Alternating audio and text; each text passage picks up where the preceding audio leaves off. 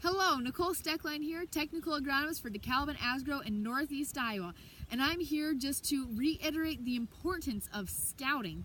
So I'm in a soybean field that was previously rye. Up the hill it was standing corn stalks until this spring, also planted to soybeans. And down to my left is an area where the farmer was feeding stock cows through winter and up through early spring as the cows were calving. We've had very cool, wet conditions since the soybean field was planted 10 days ago, and the beans were not really starting to come up. So I came down and scouted and started digging into the soil. And what we have here is a replant situation due to seed corn maggots.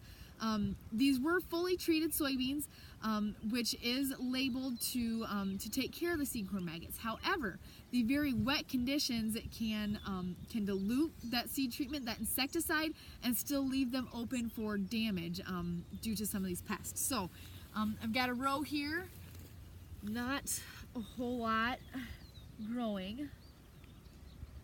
All right, let's see what we've got here. So when I open up here, I can find a soybean that is infested with seed corn maggots. There's about, ooh, wow, I found a big one. It looks like this must have been where a fly had laid some eggs. There's about 15 of them sitting there right around the seed. And when I can open this one up here, they're just falling out all over the place. So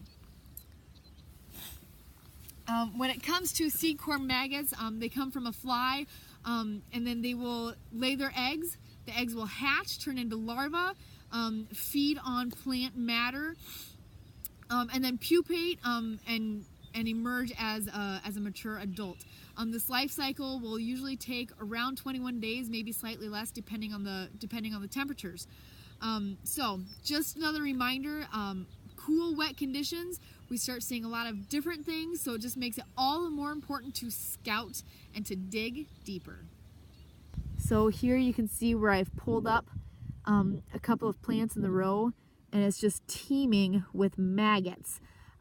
These will burrow into the hypocotyl of the soybean, travel up through the inside of the bean, eat out the growing point, and then you'll typically start finding them when you pull them out of the ground.